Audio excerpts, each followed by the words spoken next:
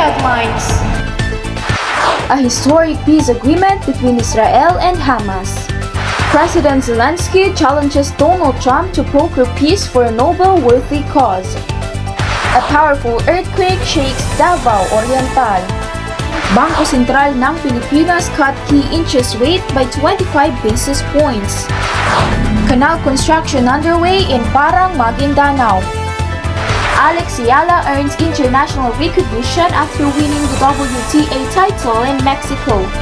And the new MMFF film Call Me Mother starring Vice Ganda Nadine Lustre hits cinemas soon. Right away with the latest updates. This is Newswave. Good day everyone and welcome to Newswave. I am Mayra Mawaraw, your news anchor, bringing you today's most reliable updates from around the world. It's Friday, October 17, 2025, and we hope you're all safe and well. Let's dive right into our top stories.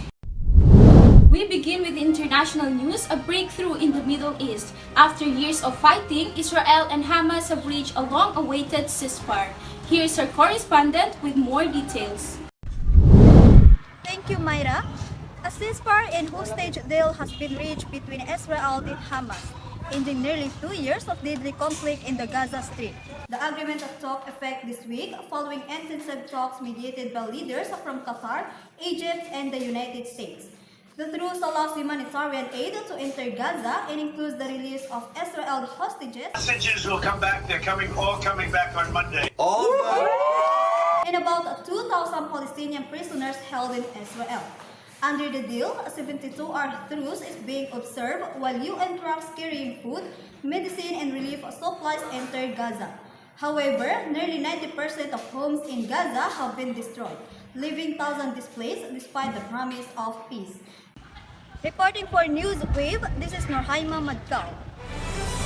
A hopeful step toward peace after years of conflict. Still, rebuilding and lasting stability remain uncertain. In another international news, a headline that's sparking global curiosity.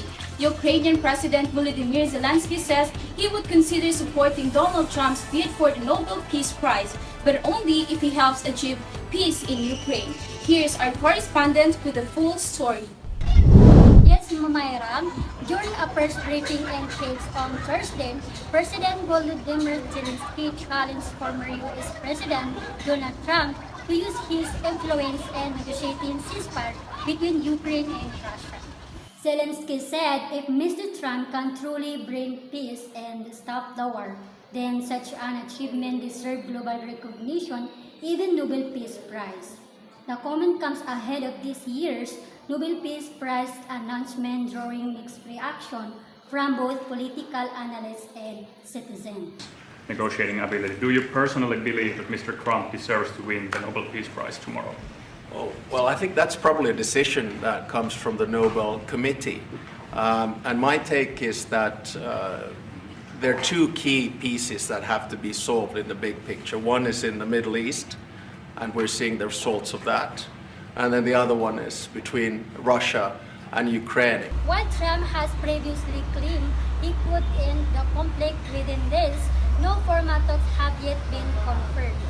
Reporting for Newswave, this is Kosna Jallo. A bold statement from Ukraine, raising hopes for peace while stirring debate in global political scene. Stay with us for more updates. Turning to national news, a powerful earthquake struck off the coast of Davao Oriental on October 10, leaving devastation in its wake. Here's our correspondent with what we know so far. Thank you, Mayra. On October 10, 2025, a magnitude of 7.6 earthquake rocked the southern Philippines, with its epicenter located offshore near Manay, Davao Oriental. A strong 6.8 aftershocks follow hours later. At least 7 people were confirmed dead, including victims in Mati City and nearby mining communities. Schools, hospitals, and residential buildings sustained visible cracks, while power interruptions were reported in multiple towns. Disaster response teams continue to conduct rescue operations and assess structural safety as aftershocks persist. Reporting for Newswave, this is Norhaima Madkaw. A tragic event for southern communities, and our deepest sympathies go out to those affected. Let's all stay prepared and follow official safety advisories at all times. In economic news, the Bangko Sentral ng Pilipinas has just made a bold monetary move. Here is our business correspondent with more details. Thank you, Myra. In an unexpected decision, the BSP Monetary Board reduced its key policy rate by 25 basis points, bringing it from 5% to 4.75%. The move was aimed at shoring up economic growth and offsetting weak investor confidence affected by ongoing corruption, allegations, and infrastructure projects. In its official statements, the BSP noted that inflation remained within its target range, giving the bank room to take this step. Inflation outlook to be quite benign. Inflation expectations remain well anchored, but adjustments to electricity rates and possible increases in tariffs on rice imports pose some risks, but these risks look limited. Non's concerns on public infrastructure spending have weighed on business sentiment. The stock market has declined, and there are now fewer companies with expansion plans.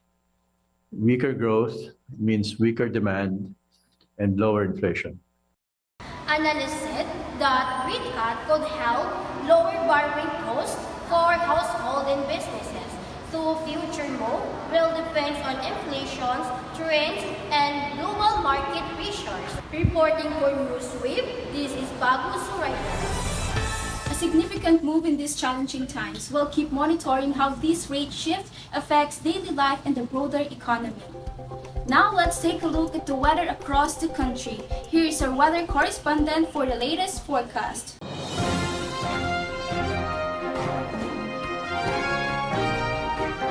Thank you, Myra. Across the Philippines, we continue to experience intermittent rain showers and thunderstorms as the southwesterly wind flow in the throat of a low-pressure area affect most part of the country. In Luzon, expect scattered rain showers and thunderstorms over Metro Manila, Central and Northern Luzon. Heavy downpours may cause localized flooding in low-lying areas, so residents are advised to stay alert and monitor local advisories from PAG-ASA. In the Visayas, cloudy skies with light to moderate rains are expected, particularly over western and central Visayas regions. The rest of the area will have fair weather but may still experience isolated thunderstorms in the afternoon or evening. In Mindanao, including Davao region, the weather will remain mostly cloudy with occasional rain and thunderstorms. PAG-ASA had issued a flood advisory from several rivers and low-lying communities in Davao del Sur, Davao Oriental, and Davao de Oro. Residents in those areas are encouraged to stay alert and coordinate with local authorities. Meanwhile, here in Mindanao, skies are generally cloudy with scattered rain showers and isolated thunderstorms throughout the day. The temperature will range from 24 degrees Celsius early in the morning to 32 degrees Celsius in the afternoon. Please take precautions against possible flooding in low-lying areas. As we continue through this rainy and unpredictable season, always keep safe, stay alert, and be prepared for sudden changes in the weather. That's the latest weather update for today. This is Noraima Roberto reporting for Newswave Weather Update. Stay informed, stay calm, and take care everyone. Thank you for that update. Let's all stay safe and prepared for any weather changes. Now let's take a look at what's happening in our community. For more details on the ongoing canal construction in Pacuma Poblacion 2, Parang Maguindanao, we have our field reporter live on site. Thank you, Myra. Good day, everyone. This is Bagu Suraita reporting live from Pacuma, Parang Maguindanao. Today, we bring you the latest update about the ongoing canal construction project in Gideon. The goal of this project is to improve water flow and prevent flooding in nearby houses, especially during heavy rains. Workers say they are building new canals and installing drainage system to direct rainwater water properly and stop it from entering people's houses. Some of residents share that before this project began, flood water often entered their houses. Now they are thankful that something is being done. Nagpapasalamat po kami dahil inaayos po yung kanal dito sa amin. Dahil pag umuulan po ay nangangamoy po yung kanal dito sa amin kasi ang lakas ng baha. However, they also mentioned that this place currently smells bad, which is why it's being renovated to make sure the area becomes cleaner and safer once the construction is finished. Even with a bit of noise, traffic, and unpleasant smell, most people in Pacuma understand that this is only temporary. They are believe this project will soon bring cleaner surroundings, smoother water flow, and safer homes for everyone. From Pacuma, Parang, Maguindanao, this is Bago Zoraida reporting for Newswave. Thank you, Bago, for that update from Pacuma Poblacion 2. It's always good to see projects that makes difference in people's daily lives. Now turning to sports, rising tennis stars Alex Ayala continues to make the Philippines proud after earning the PSA Achiever Award and winning the first WTA title in Mexico. Here is our sports correspondent with the details. Thank you, Myra. Filipino tennis sensation Alex Ayala captured the Guadalajara 2025 title in Mexico, marking her first ever WTA victory. Following this achievement, she was named Philippine Sports Writer Association Achiever, recognizing her outstanding contribution to Philippine sports.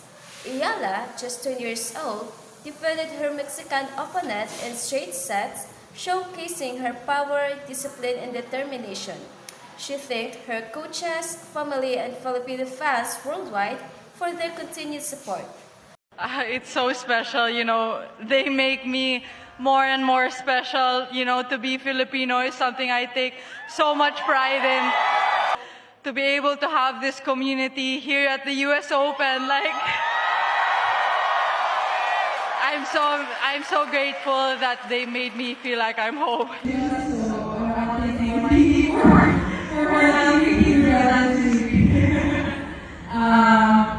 And of course, to everyone here today,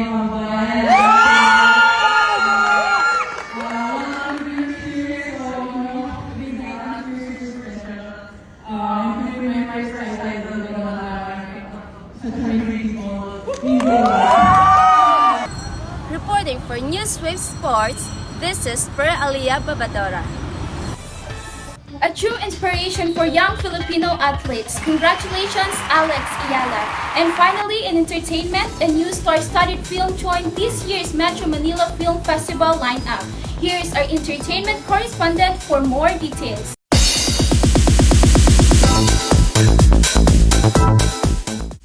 A new Philippine film titled Call Me Mother is set to premiere as part of MMFF 2025. The movie stars Vice Ganda and Nadine Lostri under the direction of John Robles Lana and produced by Viva Films and the Ideal Hearst Company. The film explores themes of family, identity and acceptance, blending comedy and heartfelt drama, a signature style of its acclaimed director. Fans have already expressed excitement across social media, making it one of the most anticipated interests of the festival. Call Me Mother will open in cinemas nationwide this December 22. Reporting for Newswave Entertainment, this is Alia Babador. A perfect addition to the holiday season. Laughter, love, and life lessons all in one film. And that wraps up today's top stories. From international developments to local highlights, this has been Myra Mawaraw, your news anchor for Newswave. Thank you for joining us, and remember, ride the wave of the latest updates only here on Newswave. Stay safe, stay informed, and see you next time.